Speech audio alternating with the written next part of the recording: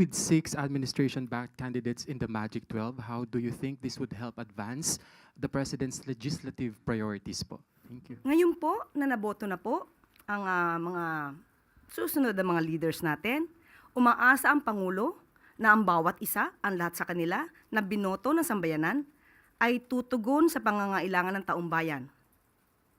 Ang trabaho po nila ay para sa bayan, para sa taong bayan, hindi para sa ilang interes. So anumang kulay yan, wini-welcome po talaga ng Pangulo na makaisa ang bawat leaders natin para tugunan kung ano man ang problema at magbigyang solusyon ang pangangailangan ng mga kababayan natin.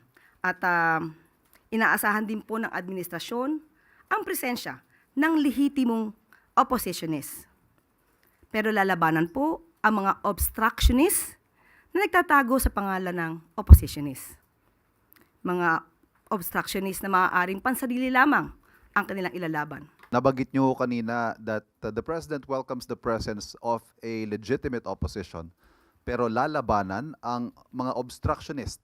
How do we differentiate kung ano po ang magiging aksyon ng legitimate opposition, and how do we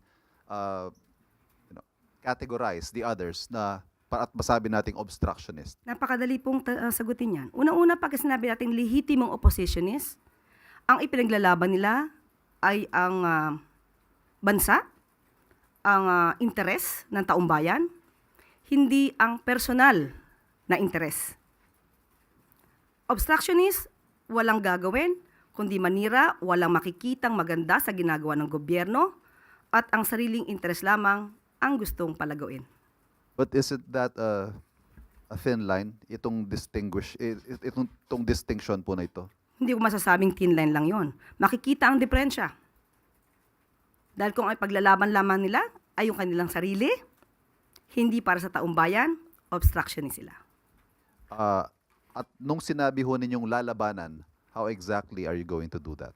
Kung gagawa man sila ng fake news, kung ano-ano mang mga balita o ano-ano mang mga statement na maaari makasira sa gobyerno ng walang basihan, ito po ay ating tutugunan kagad.